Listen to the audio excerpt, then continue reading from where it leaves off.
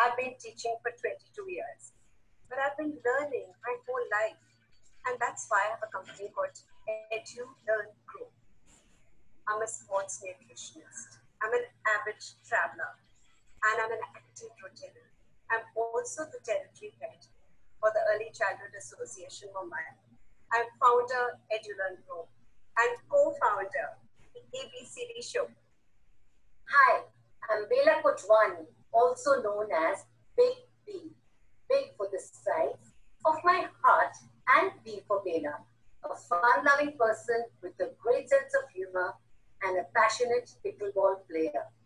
National Core Committee member of Early Childhood Association, founder and principal of Cosmic Kids International, co-founder Puppet Maestros, and co-founder the ABCD Show. The ABCD Show is a show where everything concerned with children is addressed. We're going to get in eminent experts whose opinions matter. We're going to introduce you to new products. We're going to have theories unfold into practice. We'll discuss mental health and wellness. We'll look at best practices. We'll give you parenting tips, and we'll explore tools and strategies to help you teach. So, if you are a preschool coordinator, parent, teacher, or anyone who has anything to do with children, this show is for you. So don't forget to like our page to know more about our upcoming events.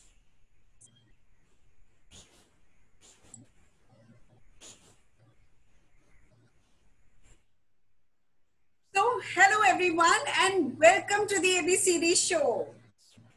So we are so happy to have Geeta Dalal here with us today.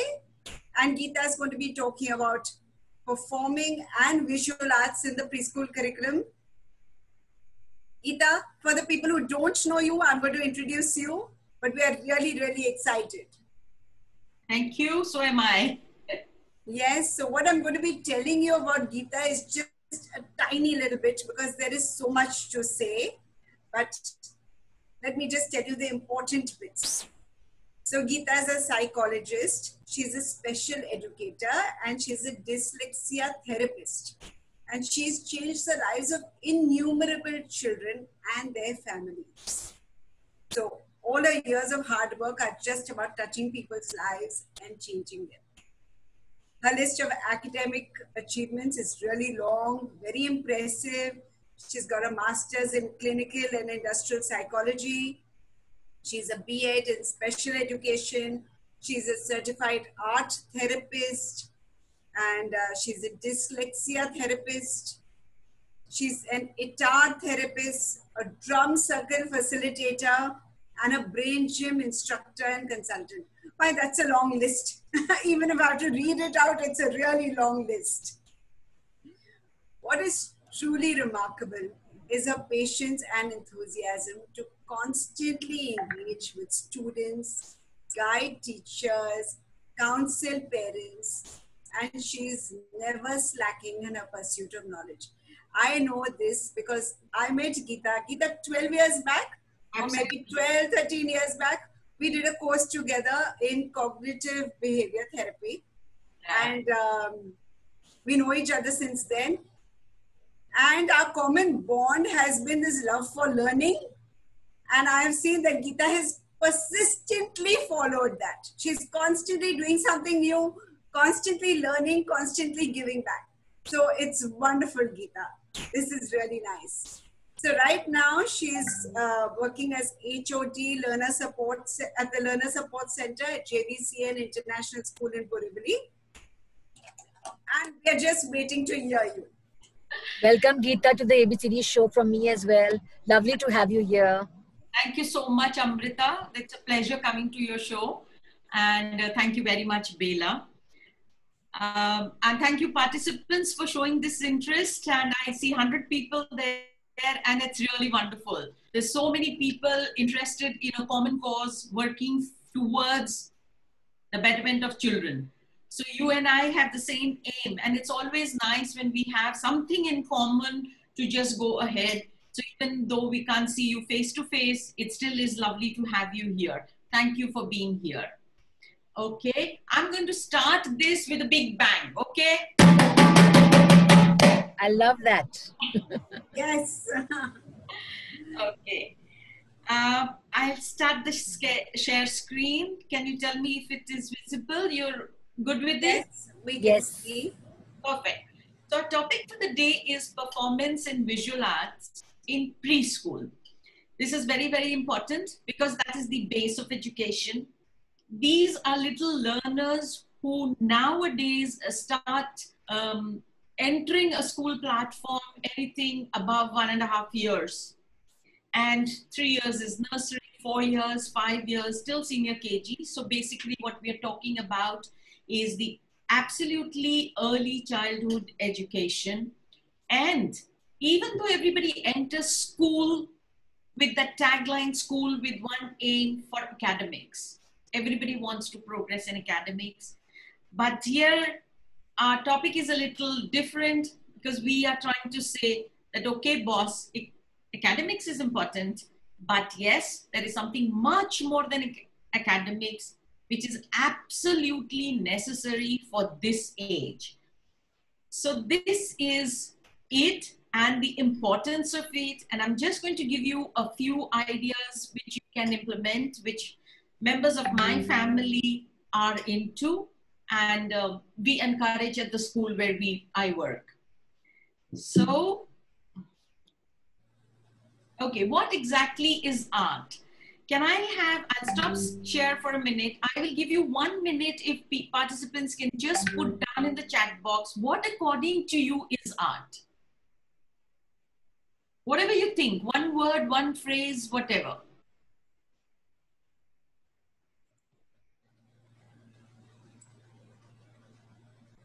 Okay, I can see a few messages. Art is life, expression of thoughts, wonderful, skill, life, creativity, everything is correct, bang on.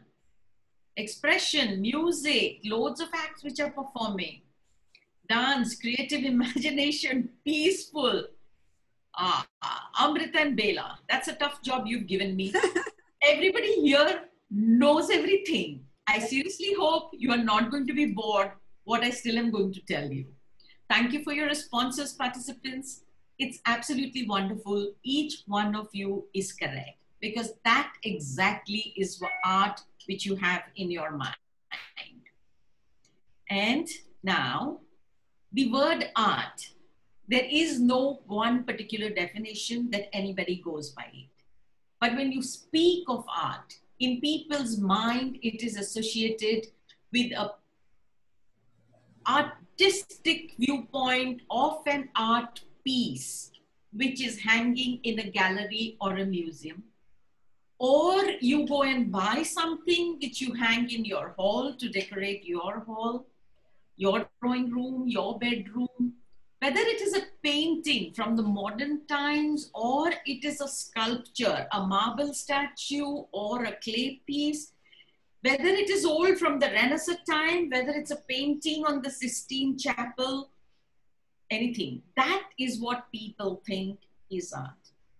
But actually speaking, without really being aware of it, we are surrounded by art everywhere around us. Everywhere around us, there is art. Now, if I'm going to see what is there on my table and in my room here, I have a few indoor plants that is adding as an art piece to my drawing room. I have a djembe on my table, and here, the way these strings have been done, this is also art, okay? So, the computer is a piece of art. Different computers have a different face, different way of working. That is the technological part of it. But the look of it, I have one phone. I'm sure Bela, Amrita, and each one of you has got different phones. So the face of it is different, and that is art. The dining table, the way you lay the table is art. The way you fold the napkin and place it is art. The way you want your bed sheets and bed covers, that is art. So it's not just about design and embroidery or a specific painting or a sculpture. It's The mosaic on the floor is art. The marble is art. The way the door is designed is art. So art is everywhere. And that is what we need to tell the children to observe. Exactly. So it's not that they need to observe things when they go to a museum, that, okay, this is a painting by Picasso, so that is art. This is a Mona Lisa, so that is art. No, that really is not it. So a combination of things is art, like I said, and like you have, many of you have put in the chat box, the main thing in art is the transfer of emotion from one person to another. So what I create and you watch, you create and I see, or what somebody else has created and hundreds and thousands of people go to the museum to see, that is my emotion being transferred to you, your emotion, which I'm trying to read. I may understand it. I may find it abstract. Personally, I might think it's beautiful. To another person, may say, oh God, what is this? I really don't understand what she's done. So art is absolutely subjective also. It is your emotion at that time. So art actually, as they say, is one language. That is the language in which emotions speak. And when we talk of preschool children, there are some of them who, when they join us, they don't even talk language. That has not yet developed. But if you give them something to dab with, you give them some colors and some paints and some paper or something else, and they will make some artistic pieces out of it. So Radio Education says that there are 100 languages and 100 different ways in which children can express. So these are infinite. 100 is a huge number if we really got to see. And thoughts and feelings and imagination is all expressed through their art. Where is art? Art is everywhere. Like I said, in your own house, on your own dining table, in your own workspace, all over the world, there is art. So it is not limited to a geographical area that this country or this continent is artistic and that one is not. It doesn't go by culture. The people of that culture have art and this culture doesn't. It's different, yes. But it is present. And where does it have? Every gender, every location, everywhere there is art. Okay. In the waves of the ocean, there is art. Everyday sunset, if you will see, it is different, and that is art. And whom is it for? It's for absolutely everybody. Everyone. As you can see, a variety of children on the screen. This is just limiting it, okay? But if people think that only those who can talk are artistic musically, they have a wrong concept.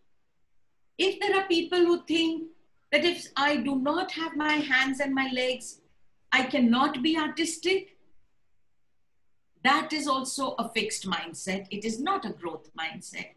Because you see hundreds of artists who paint with their foot and their mouth. There are so many people sitting in wheelchairs and yet dancing. They're able to maneuver their wheelchair in a manner that can go in sync with the music. And that is what we need to teach them. That art is everywhere and art is for everyone. Bela and Amrita, am I going okay? Is there a... Yes, perfect. Perfect. Okay, okay. So this is a famous artist. I'm sure everyone here knows him. And that's Picasso. And Picasso says, every child is an artist. Okay. So when a child enters school, they say that they have 98% artistic talent. By the time they reach the age of 15, that artistic ability comes down to 52%. That is all theoretical knowledge, okay? It's all Google searched. You will find it on Google. By the time they are 25, there's only 2% left. Oh my God. Okay, so you can think of it. So it is the child who has got so much art within. And that passion, if we can encourage, hold on to, and give that, and as an opportunity, we give them wings to fly with their artistic ability instead of curbing them with just the science and the math and the language, and it has to be in this particular manner. The writing in the lines has to be there, the numbers have to be in the square. That is what bogs the child down, and this area vanishes. And that really is sad. It really makes me feel sad. I don't know about you. What is the importance of art? So like I said, art is everywhere. And if we think that only STEM things are art, that is science, technology, engineering, and math, that is what people believe, that one needs to study that. So, okay, preschool, you've played enough, come on to grade 1 or into senior KG, you have to start writing, to start sitting, you have to start reading, you have to start math, and even some schools have got word problem in senior KG. But they forget that the world way, the way it is moving now, they've added art to it, and STEM has become STEAM. So even big companies, take for example, Apple or Google, even though they have enough STEM people, do you think they can work just with them? Will their phones and their computers sell if it were not so artistically designed? Don't think so. Not possible. When you want somebody to design your house, are you looking just at the science and the technology? You're looking for it as an aesthetically beautiful home. When you go for shopping, you choose even cushion covers. So it is not just for the durability that you check the material and just buy it. You will check the texture of the material, you will check what is the design on it, and that is art. So there really is nothing without art. And believe me, art is there in language skills, in mathematical skills, and in motor skills also. So every area of human life has a scope which is connected to art. This is Reggio's quote, and I love this. Art has the role in education of helping children become like themselves instead of more like anyone else. I would like to ask this question to the teachers, and maybe stop share screen for the moment. You can put your answers in the chat box. There is one carpenter, he makes one chair, and if you need 5 more chairs for your dining table, you want every other chair to be just like that chair. Okay? And there is a gardener. Much as he might try to, sow the seeds in a line, so there is some structure. And yet, every seed is going to bloom in a different way. And what is that? So is he a carpenter or is he something else? So what do you want to be in your child's life as a teacher or as a parent? Do you want to be the gardener? Encourage each individual child, their ability, or you want to be a carpenter that everyone in your classroom has to have the same piece of art. Everyone in the class has to draw the house in the same manner. Whether the person in New York City has ever seen a house which is a hut with a chimney and the smoke coming out, if you ask the child to draw, he's going to draw that. So what do you want to be? I want a few messages here. A gardener or a carpenter? Of course, gardener. So without 2 thoughts, without much thinking, everybody, yes, somebody says to gloom their own talent, but without any ado, there is everyone's answer which says, I don't want to be a carpenter. And do you think the children want to be a carpenter? Be under the carpenter's saw then? Do you think the children want that then? If you don't want to be the carpenter, neither do the children want that there is so much of restriction when they are doing something that they literally come under the saw that you have to do this and you have to do that. And there is no other way. It's either my way or no way.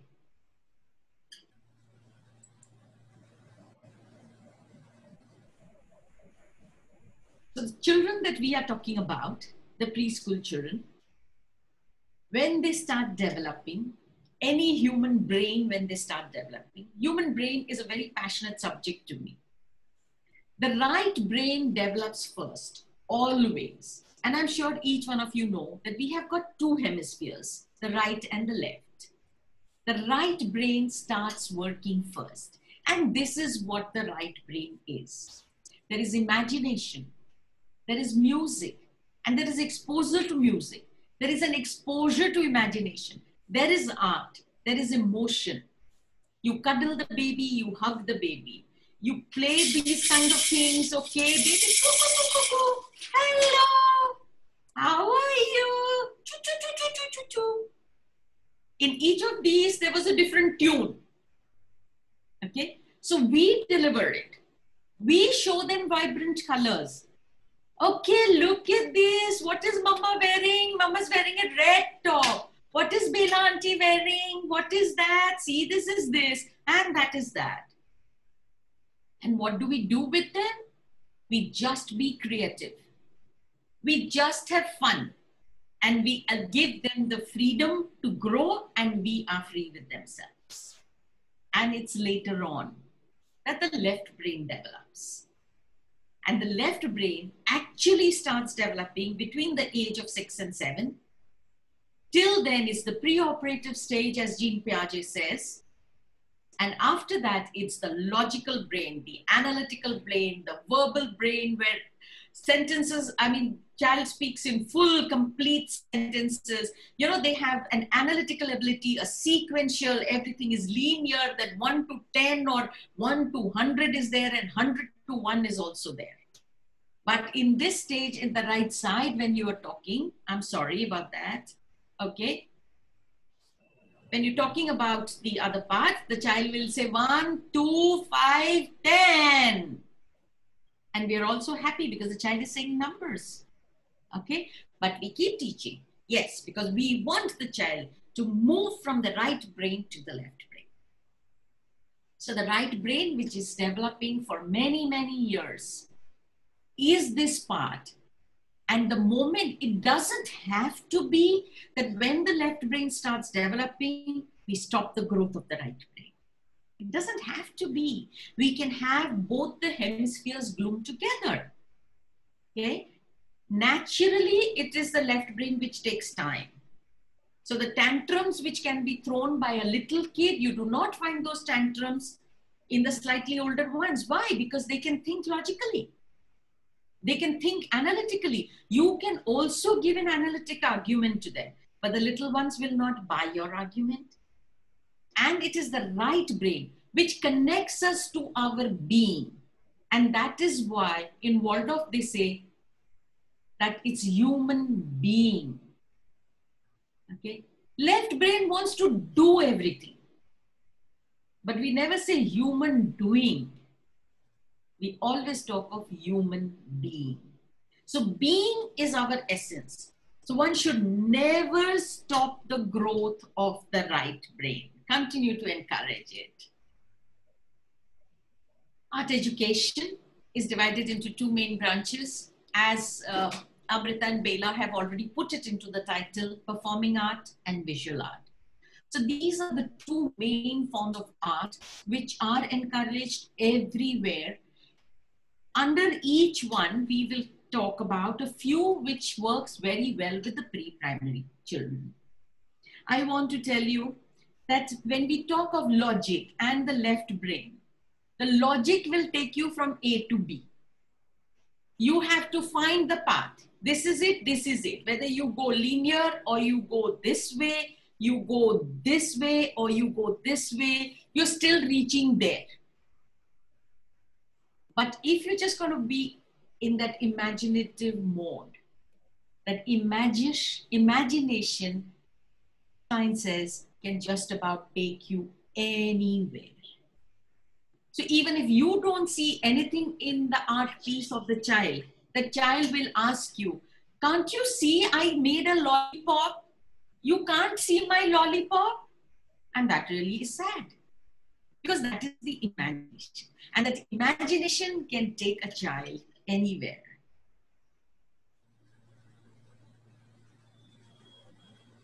So visual art, we will talk about, and then we'll talk about performance art. So visual art is when children start learning how to draw. They pick up crayons, pencils, paint brushes, anything and everything with which they can put something which is called a drawing. So we start with that stage, and then it comes to a time that they start drawing things to learn. So when you are older, you will keep doodling in your book. At the side of the paragraph, you will make some marking. That is also art. You will use a highlighter. That is art. So once you start in the childhood, so here there are children who are drawing a rainbow, okay? And later on, when the teacher has to teach them the sequence of colors, and she's teaching them the study skills of mnemonics, she will make them do a rainbow again. So initially, they learned how to draw, and then they will draw to learn different things. So these are some of the visual arts, which can start at any age that you want. There is painting, there is drawing. These are the most common ones. These are mainly for aesthetic purposes. Any kind of a visual art is for an aesthetic purpose, and the people who are involved in this are called artists. So artists can be anybody, a little child, it can be you, it can be me. There can be strong points. You can be good at making collage. I could be good at holding my brush and painting. Another one could be good with photography. And I'm told that children these days are so tech savvy that even 3-year-old children open apps and they learn how to make videos. They click photographs on the phone and they try to combine them and they make videos. Now that is for the visual sense, the aesthetic sense, that the aesthetic appeal should be there. Now sculpture is there too. So material used can be a variety. The base material can be completely different. The size of the material can be completely different. And all of it should definitely go as per the developmental age of the child. Now we have in this picture Arjun, who has a thick brush if you notice, and he has a lot of paint. His dominance is not, hand dominance is not established. So as if you can see that his one left hand is dabbling into paints and the right hand is trying to paint. Okay, he's trying to do some multitask, double doodle as we call it. Okay, but you can have markers, you can have clay, you can have wire, you can have stones, you can have wood, and you give me the ideas. There are umpteen number of ideas and loads of pictures on Pinterest which tell you that many things can be used for art. So you can paint on paper, walls, stones, leaves, and the list is endless. I've just selected a few which are the most common ones in the pre-primary years. You can paint with brushes, fingers, scrubbers, cotton, earbuds, just about anything. You can draw on what?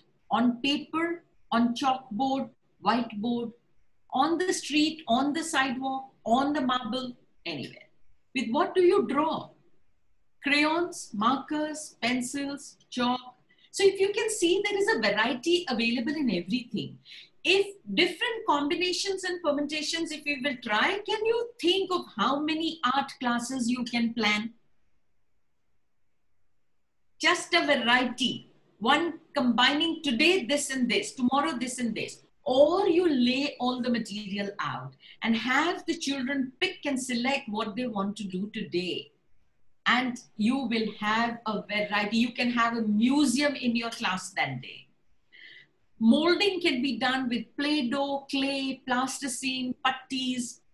And putting things together can be with paste, with glue, with wire, with rubber band, with various kinds of paper clips. These days, even paper clips are so aesthetically designed. If you go to buy a paper clip and you ask the shopkeeper, I want a paper clip, he will show you 20 varieties, 30 varieties, and you will be confused, which one should I buy?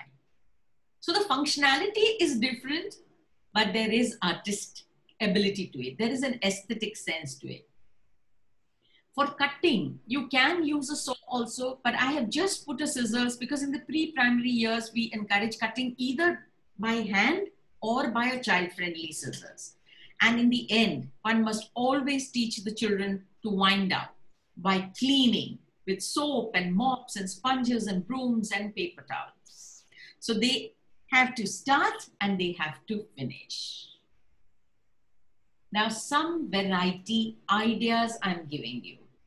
So like I said, the dabbing can be done at any age. If you can see, it's a thick bottle, which is good for the grip of the child, you know, because the child doesn't have the fine motor skill yet to hold the crayon.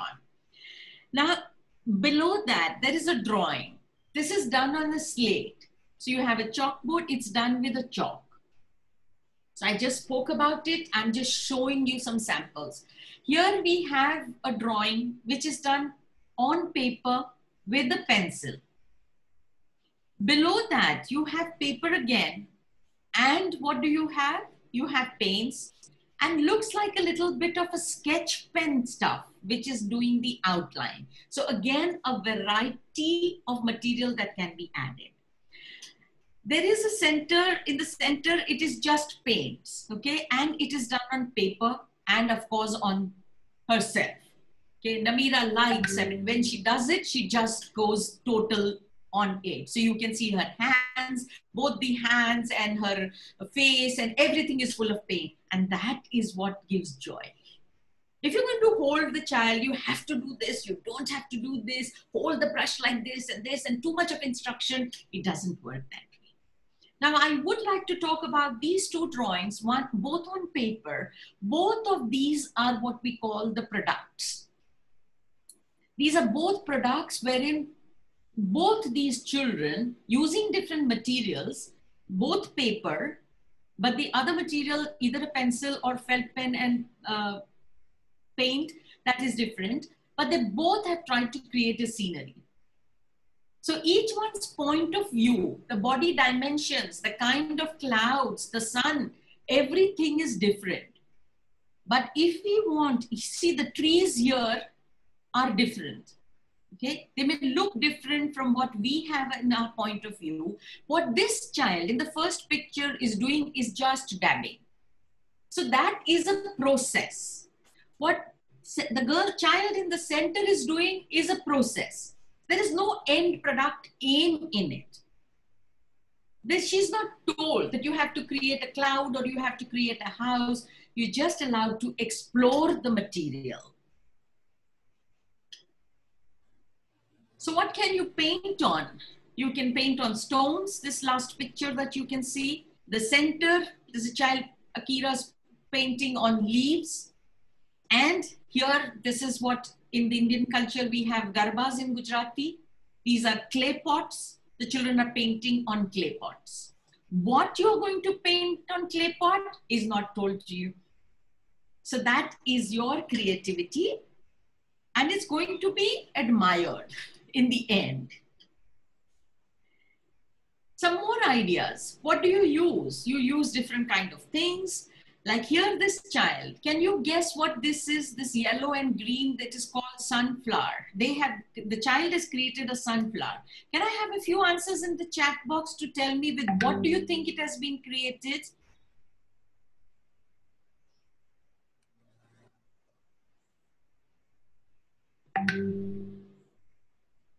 straw, paper, Lego.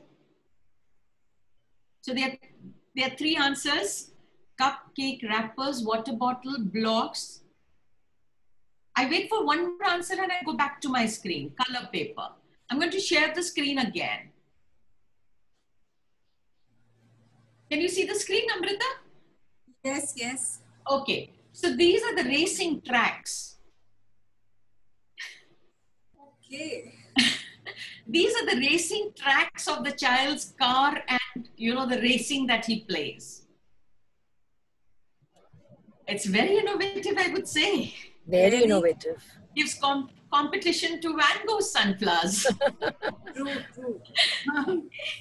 So again, a variety of material in the central picture. There are toilet roll cutouts. There is cardboard. There is some spring there. And you can see there is a string there. And look at this. This is what Reggio's art actually encourages also. These are all natural things. Twigs and dry grass and thing. And he has made a nest and eggs in there. And the last one has got bread and it has all got food color there. So that is all edible colors. Now this is a mandala. Again, created with everything that is natural, everything that is collected when on a trip or in your own backyard. Imagine the amount of mathematics that you can teach via this. Imagine the designing that you can talk about, the texture, the feel of the material, the size and the volume. I mean, there are a variety of elements of art that you can talk about with this picture. The other one is in the driveway on the road. It's a chalk rainbow with distinct markings with little pebbles there to give a distinction on color. And the last one here is, of course, a very artistic rangoli, which is done inside the house, as you can see the tiles there. Right. So this is all done by preschool children. When we come to the elements of art, when we teach art, one thing we have to keep in mind is what is the age of child? Because if he is not developmentally ready, if you are asking for something, then that will put the child off. So first thing is a line. The line, they just draw lines like this, okay? Then it comes as vertical lines. The horizontal, the diagonal line is still a tough one. So think of it, when in drawing on a vast expanse of paper or on the floor, the diagonal line is difficult. And we want them to write the V and the W and the A. It's a pain. It's a pain for the children. So if this part is developed, can you think how fast that handwriting will go? You will have no trouble. Very true.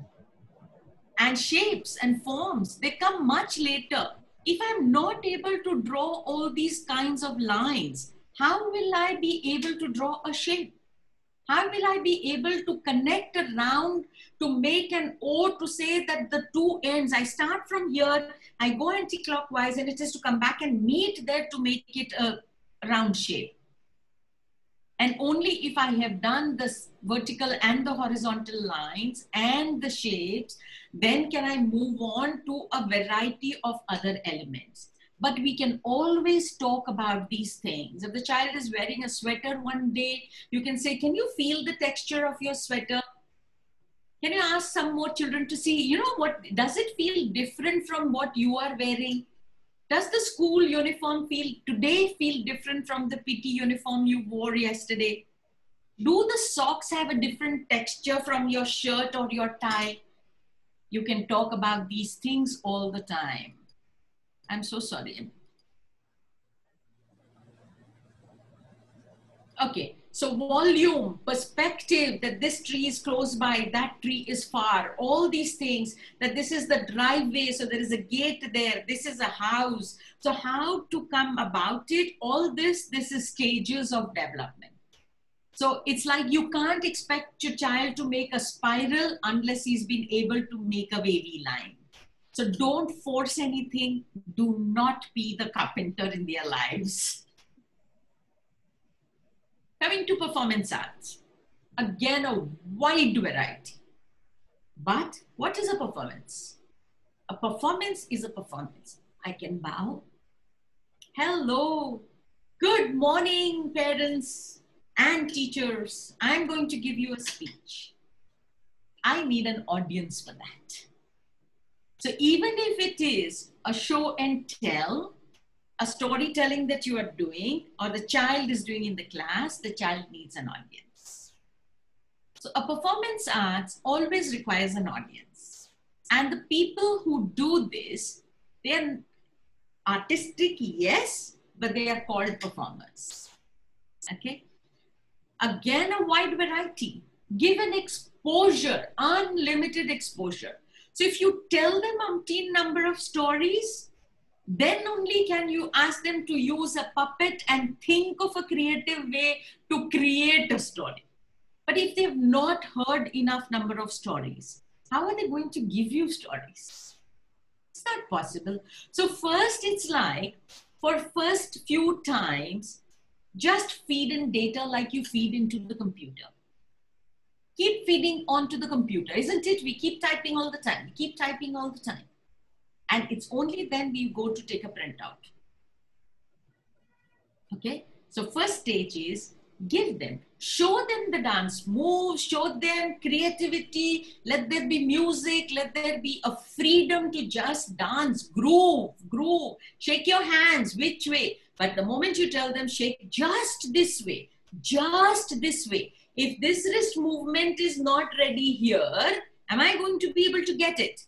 And if I can't get it, am I going to enjoy dancing? So, according to the developmental age of the child is what I always insist. As an early school educator, just go to the theories of development and then you can go wrong nowhere.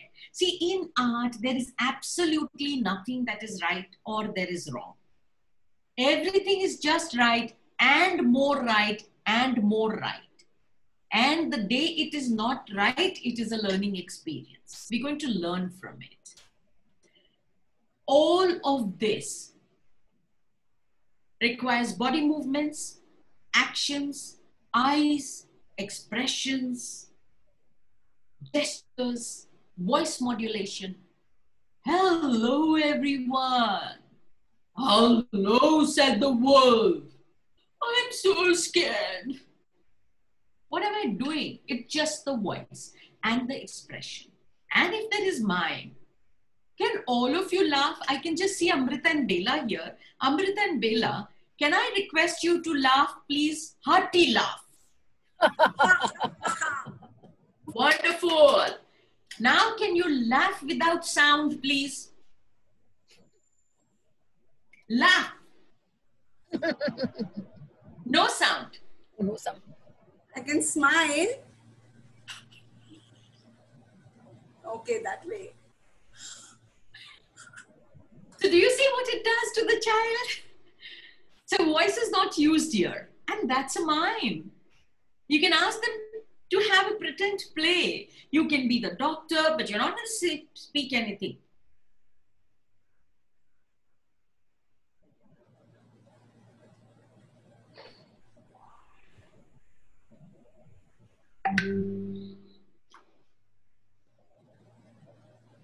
You're conveying so much, really conveying without words. So body is used, expressions are used, hands are used, wrists are used, and kind of, if you're doing music, I mean, either you play an instrument or you do vocal music. So if you're doing vocal, you're going to sing. If it's Indian music, whether it's Karnataka or it's, you know, what kind of a rag you're singing, it's different, okay? If you're playing instruments, what kind of an instrument? You can give the children an exposure. Have playing baroque music in the class one day and see how everything becomes calm and mindful. Have a jazzy Bollywood number one day and see what it does to the energy. Because music also, it gives energy in different forms. So if you're using a string instrument, it gives you different energy. If you're using a percussion, it gives a different energy. So herein, in the second, so first one I've shown is the child is trying to make story with all the animals, like a jungle. You can imagine, you can see all the animals there. In the second one, this is a child who has naturally got the talent and ability, has a musical ear. He has the ability to listen and is lot into percussion. Okay, but when he was four and a half, that's when they decided to put him into a formal class for tabla. Until then, he could play a variety of different kinds of percussion instruments all on his own. So can you think of what I'm talking about when I'm saying right brain?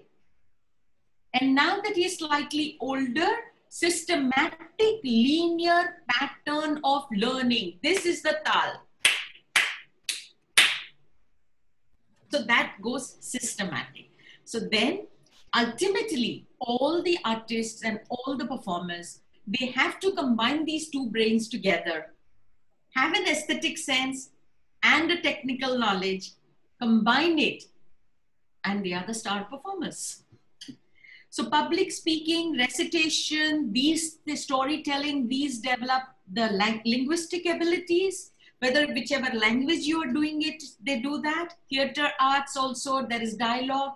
Dance movement is bodily, motor movements, all parts of the body being utilized. And what are the elements of these? What is it that you can use for this? There is nothing that's really very expensive. So I have put here some scarves. They can have a scarf and just dance with it like that. The little children can be given a dupatta and they do a dance with a dupatta. They can have a mask and each one of them puts them there like that. And that is, you have a zoo or a jungle in the class. You don't need a full dress. You don't need to hire a costume or everything, because the rest of it is left to the child's imagination. And the other colorful one is what I've got here also. Can you see what this is? Can you hear the sound? Sound we can hear. We can't make out what it's made of. Okay. So this is a paper plate. So some part of the silver you can see. Birthday party ki paper plate hai. Okay. There are some grains inside. Wow. Okay. And I have just given a rough wash of colors. Paint. Folded it. And you can put some sellotape.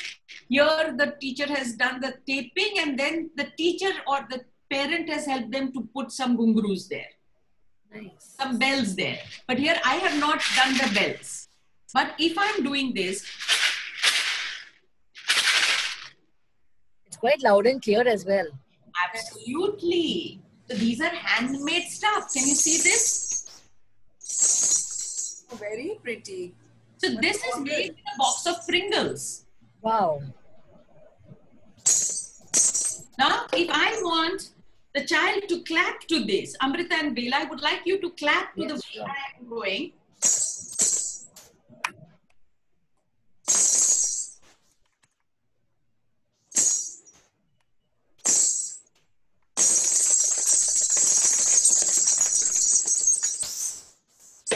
So can you see what it does to the energy of the class? I just have two of you here. I'm sorry to make you do everything.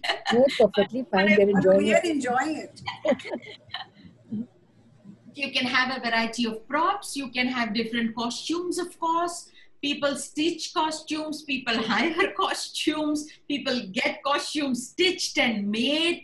You can create puppets out of paper. I'm sure Bela's an expert on that.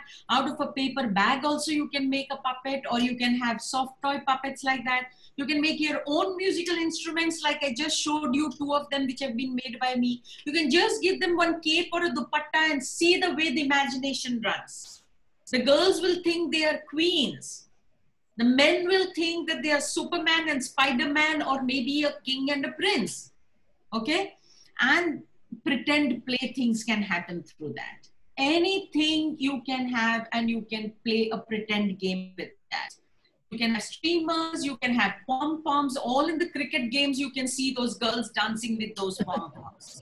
So there are hula hoops, there are these masks, and there are these scarves. So again, if you think of one lesson with one thing, or a variety of things, can you imagine the variety that you will have in your classroom? Give exposure. Give exposure. Just water the garden. Water the garden is what I would say. Do not try to be the carpenter in their lives. Now, herein an exposure to this little baby, this is a different kind of an instrument, which is an air instrument. It's a flute. And look at this, the variety that he has on the floor.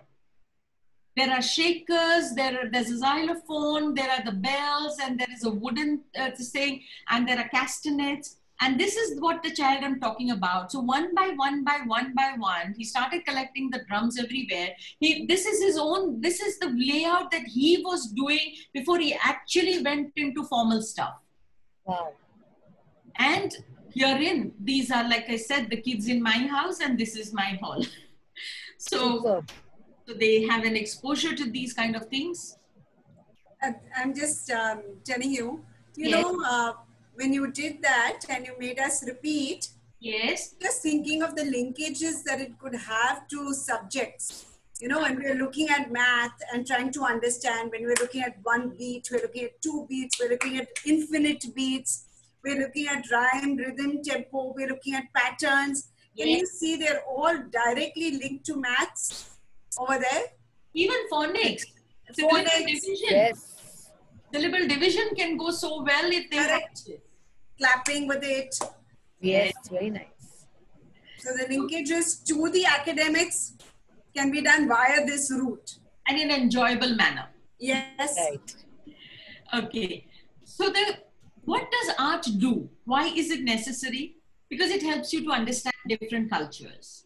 You know, the more you see, the more you are exposed to things, you understand that geographically, this instrument is utilized more there, but geographically, this instrument is utilized more. This is the costume of Japan. This is the costume of India. This is in India, this is of Kashmir, and this is of Bengal. So it helps you to understand culture. You get a well-rounded combination of education, like Amrita just told you about, how you weave your subjects around the arts, and all in all, it gives you a happy situation. And like Amrita said in the beginning, she's going to talk about mental health in her platform. So it's all about personal well-being. Because if personally I am happy, it's only then I will be able to study well or do anything else well. This is again just a few things which we've already spoken about language, communication, dialogue delivery, expression, intonation, prosody, problem solving skills. That if you have this, suppose I'm creating this and this is going out of alignment, how am I going to solve the problem? If I need my teacher's help, I will go and ask her. If I don't, am I going to struggle to just do it? I can watch somebody. So I'm going to learn how to solve my own problems. Social interpersonal skills, amazing with all kinds of art. You get into conversations by seeing and by doing, by asking for help, and for performance arts where more people are required. Therein, of course, you have to communicate with each other. Amrita already just spoke about mathematics. So all in all, this is the crux of each one of the skills that we have been speaking about, right? I've been talking about the advantage of it every step of the thing. Imagination, creativity is enhanced. Like I said, let them be the gardeners. Critical thinking is established, so problem solving happens. Curiosity is encouraged because the child will ask questions when they see something. It sharpens the senses. I mean, you hear something, it sharpens your senses. You see something, it sharpens the visual perception, auditory perception, motor skills, all kinds of senses are, encouraged. So perception is encouraged. And then you teach them, of course, to express. If you're going to talk to them, what did you draw? It's an open-ended question. They are going to express. And once they do a piece of art and you encourage it, all that it does is develop self-confidence that I could do this. And like I said, and like Picasso has said, that everybody is an artist.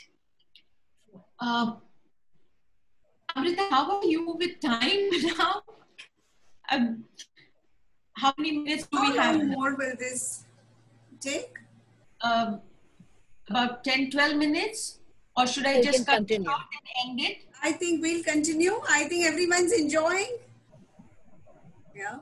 I think let's finish the process. Very important part. This is Yeah. the process No, and the no, I product. So think this let's is finish nice. that. Yeah.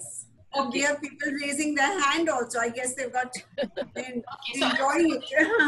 I'm sorry to not having remained. This topic is too passionate for me to remain within the time frame. No, I'm no, sorry about it's that. lovely. It's, Okay. And this is important, knowing what process versus product Yes. is. So, end product, what is important in a child's art? Is it the process that's important, or is it the product?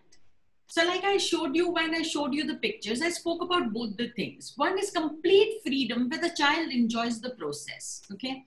And is given the time and energy to explore and to experiment, and the child enjoys it with a variety of mediums. You can lay the mediums out, let the child choose it. Or is it important for you that you have to send a portfolio home, so you need a proper product? You're doing a ladyfinger painting, you know, that printing. So the child can be either in the process of enjoying and dabbing that ladyfinger just anywhere about, or would you rather that you do this like this, and like this, and like this, and like this, and there you've created a wonderful flower. Yes. It so happens in school. It does. It's holding hands, no? Yes. Exactly. Because more or less, even though the flowers may be different, everybody is doing flowers on the same day. How is that possible? Okay. So each one has to think, what is important? Is it the process or is it the product? Is it about completing the project that you start holding the child's hands because the bell is going to ring? Or because it has to look in a certain manner, you make the changes in the art piece? And also think about it. I have finished my drawing and done with it. And then Bela or Amrita come and make the changes in it. What is it going to make me feel? What are my emotions going to be? I was not good enough. Okay. Yes. And then what is the focus on? Absolutely bang on. The focus should always be in the process. Because that process, involves the effort of the child. He is putting in that effort. And then we cannot just mar that effort by wanting to create a particular product. If attention is given on the final product, a child may always end up likely to do things to get your approval instead of doing what they want to do. Enjoy. They will start thinking, what is my teacher expecting out of me? I think she's expecting a chimney on my hut. Let me do that. But the moment he sees that there is smoke coming out of somebody's chimney and the teacher goes, this is, oh, wow, you've drawn the smoke also. And the child is saying, my teacher expects the smoke to come out of that. Let me just add that also. So it's about pleasing somebody, and then it no longer remains about me. And one of the definitions that we talked about in the beginning was, it's all about your emotions. How do you talk to children about that? Okay, you have a paper which is dripping with paint and, you know, colors, and the child has done something, and the child comes running to you and say, look what I painted, and the water is still falling from that. What is the ideal response?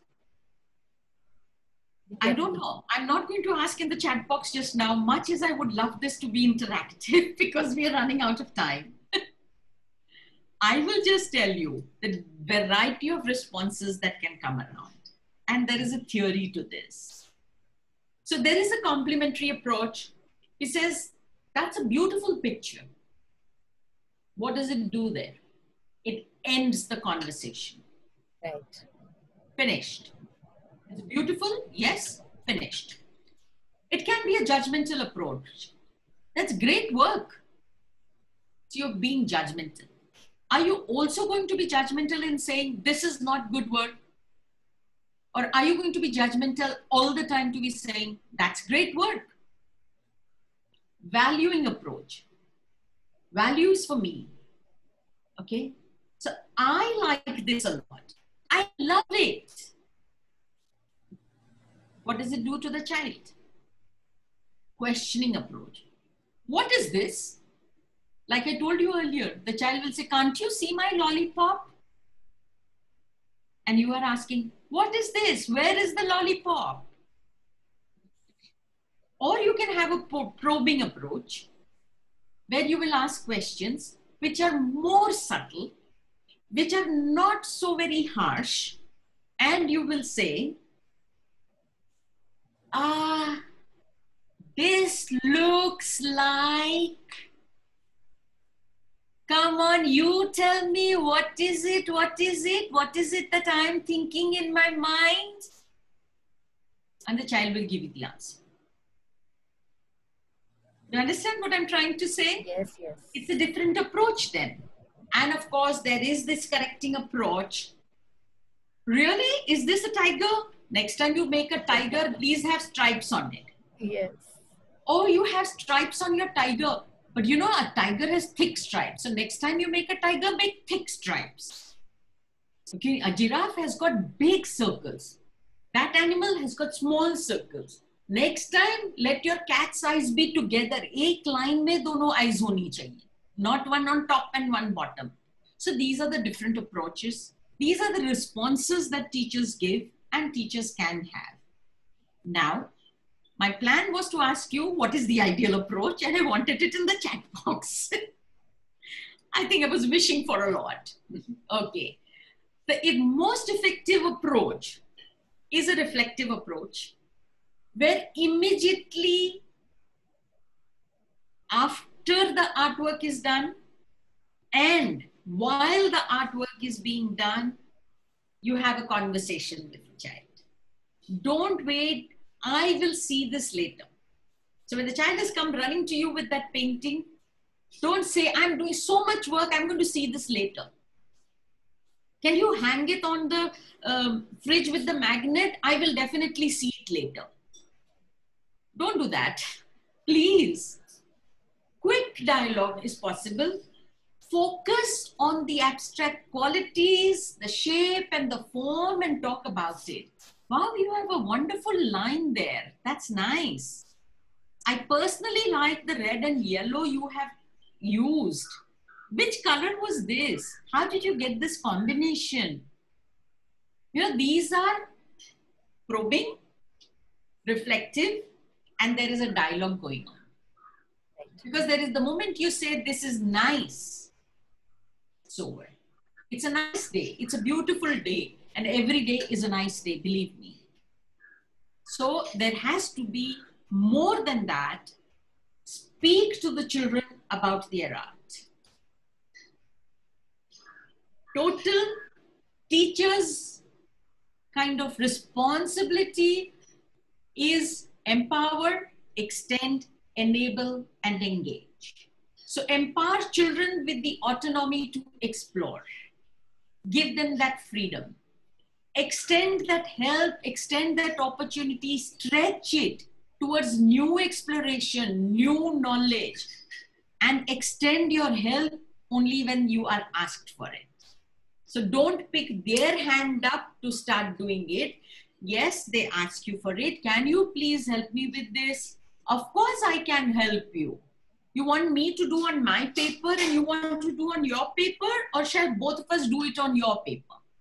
Shall we do this rangoli on the floor together? Or shall I make my rangoli and you will make your own rangoli? Do that. Engage. Get into an engagement situation with the child, but make it a stimulating environment and give them a lot of activities. I myself have given you so many combinations that you can make, you know, and I'm sure you're using all of them. And provide children with access to art experiences. So before you take them to a museum, which you should, you know, and don't be under the impression that they will only run around in the museum. Museum is no fun for them. Speak to them about it. Pick up a few art pieces that are there in that particular museum and speak to them about it. This artist did this and that, and you know, he loved to paint flowers and those. And tomorrow we are going to go to the museum and we're going to look at all the different paintings that he's done of the flowers. The moment you reach the museum with the children, they will want to know where is that section which has got the paintings with the flowers. So they're not going to roam around all the 6 floors of the museum. They will just want to go right there. If you've spoken to them about a particular sculpture, they will want to see that and go there. So it's how you orient them in the beginning, how you get them interested in it. I would like to tell you a little story. Again, I'm not going to ask in the chat box how many of you know this story, because those who are teachers, most of them would know the story. And I still am going to tell you, and I want you to listen to me. I'm reading this. This is the parable of the little boy. Once upon a time, there was a little boy who studied at a big school. One morning, the teacher said, "Today, we are going to draw." Good, thought the little boy. He liked to draw lions, tigers, chickens, trains, and boats. He got his color pencils and started drawing. Wait. Don't start yet, said the teacher. She waited until all the students were ready and then said, "We are going to draw flowers." The little boy started drawing beautiful flowers with pink and orange and blue pencils. Wait, said the teacher. I'll show you how to do it. And the flower she drew was red with a green stem. Okay, said the teacher. Now you can do it. So it's like I do, now you do. And then what happens? The little boy looked at the flower the teacher had drawn, looked at his own flowers, which he had used 3 colors, if you remember the colors, and he liked his best. He couldn't say that. So he turned the sheet of paper over and he drew a flower just like what the teacher had drawn, red with a green stem. Another day, the teachers were having class outside and the teacher said, "Today we're going to play with clay." Great, the boy thought. He loved to play with clay and work with his hands. He could make things like elephants and a mice and cars and trucks. He started to take some clay with his hands and he made a ball. He was all set to go. Then the teacher said, "Wait, don't start yet."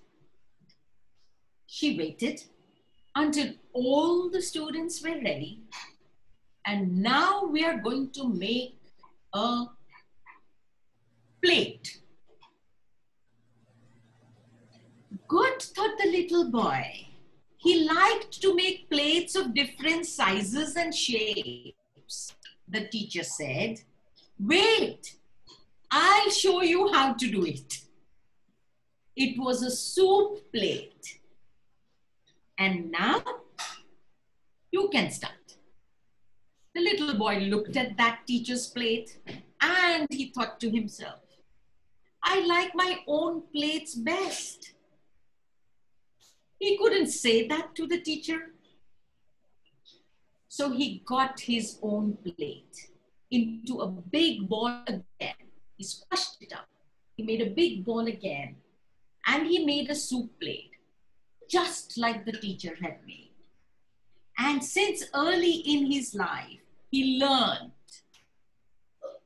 not to do things by himself, but to wait for a model.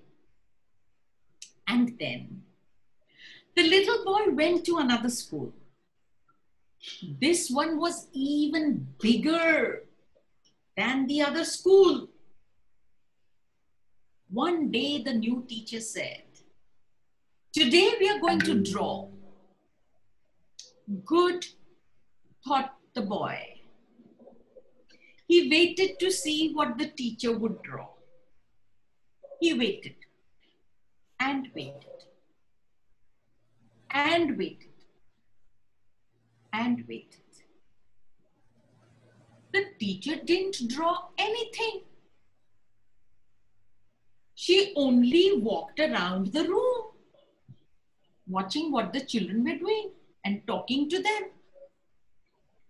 Then the teacher approached this little boy and asked, "Don't you like to draw?" "Yes, I do. But what are we going to draw?" "I don't know," said the teacher. "Draw whatever you want." "How can I do that?" "Any way that you want it, with anything that you want." "But what colors should I use?" he asked. "You choose. If everybody makes the same drawing with the same colors, how am I going to know which drawing is yours?" She said politely. "I don't know," said the answer, was the answer the little boy gave. And then he started to draw. And yes, very rightly, all of you would have guessed, he drew a red flower with a green stem. What a beautiful poem that was. That's Super. it. Thank you so much. If there are any questions, I'm happy So to. touching, Geeta. Very touching, You yeah. know, tears come into your eyes when you hear this story. And I've heard this multiple times, but every time I hear it, it still touches a chord. It reminds you why you are a teacher. Absolutely. Absolutely. That is what it is meant to be, you know. That we cannot be a carpenter. We cannot just have red flowers and green stems. We have the power. We are lucky to have the power to influence so many lives. And we should not misuse that power. Geeta, can you stop sharing your screen Yes, so we can look at the questions? Yes. We have people two have hands raised. For remaining here, all those who are still here, in spite of it beyond time. Yeah, I think they loved it, just like all of us. If you have any questions, I'm happy to take them. I think there were quite a few hands raised. And they've mixed the question in the chat box. If you can write the questions in the question answer box, that would really help us. Because if you read the entire chat box for this now. Okay, I can see Chetna from Rangbhumi saying, "I feel the artist, the carpenter is an artist in himself, and not to downsize his or her skills, because carpenters create beautiful structures." Absolutely, absolutely. And they are the ones who have the scientific knowledge, the engineering knowledge to create more pieces like one piece. So the first piece is, of course, their complete innovation. It's complete innovation, not to downsize a carpenter at all. They have a lot of ability. They have a lot of ability. I think what you really meant to say, that we don't want to create a factory model of all children. the same kinds of children. Right. We want to have everyone's uniqueness come out. Yes. Will I want to call out the question? One question is here right now. I'll just check. Yeah. Bandana says, if the child is not focused, what we have to do to it? So it depends on what the child is doing. Why is he not able to focus? Because all children will have certain strong points, certain likings to certain materials, certain timings, certain sleep patterns, certain food patterns, and only then they can be able to concentrate on certain things. So maybe not everyone wants pencils and crayons, somebody wants paints, and maybe not everyone wants music, they want dance. So what is it that interests the child is what we need to know, and we take it up from there. Because at the preschool level, we actually have the freedom to work with it. In the higher classes, you are expecting everyone to do the same curriculum in the same way, you know. So preschool teachers actually have got a lot of things on their hands that you can really give time and attention to every child according to their liking. I think also at this stage, it's important to give them more experiences and exposure, because they really don't know what they want. Yes. I had a question from some of my teachers at my school when they were teaching. Yes. The child was coloring, maybe, just giving an example, maybe it could be a lion, but the child colored the lion a purple color lion. Yes. So should the teacher correct the child, it's not the right color, or let it be, just be like a creativity? So first thing is it is the process, and the child has imagined that as a purple lion. So, you know, it should remain as his creativity. If you put a correction there, he will never use his imagination again. Okay. So but then when does he learn the right color?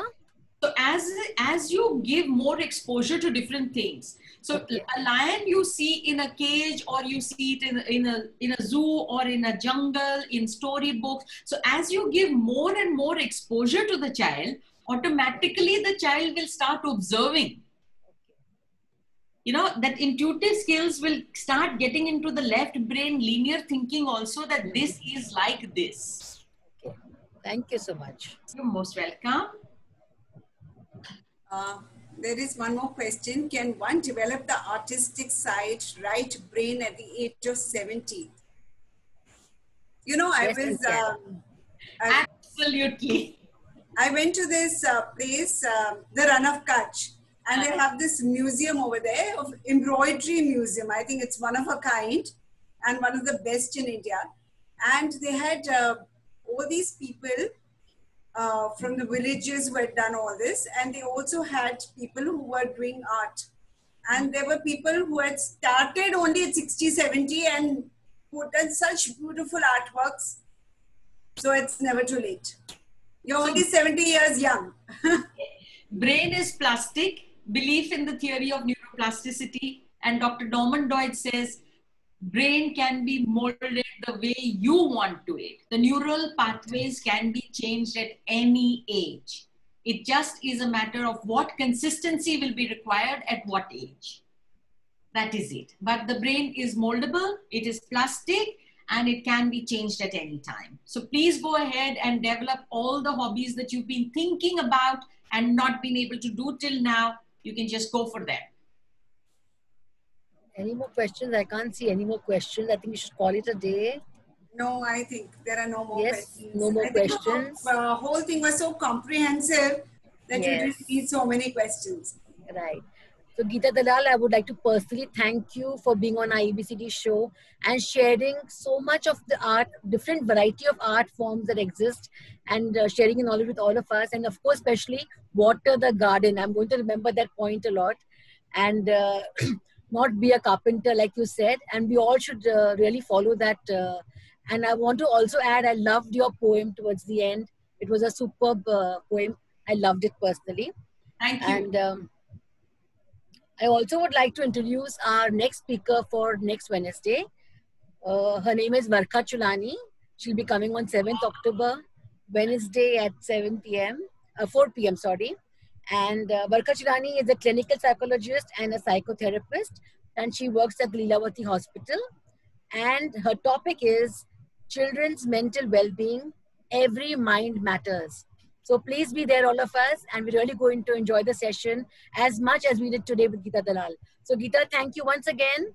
for Most being here on our show. Thank you It very was much. superb, I must say. Thanks, Geeta. Thank you And so thank you to everybody else. Thank you for Yes, staying back, all taking the more audience. time out and staying back for the ABCD show. And Thank please you go to our Facebook page, like our Facebook page, like our YouTube channel. We need all your support and let us know what else future workshops you would like us to have for you. This platform is specially for you. We all need to learn and grow together. So please do that to us. Thank you so much and see you next Wednesday. Bye-bye. Bye-bye. See you. Bye. Bye. Thank you. Thank you very Thanks, much, Geeta. Amrita and Bela, for having Thanks, me. Thank you, Geeta. Geeta. It was super. Thank you so much. Thank you. Bye. Bye-bye. Bye.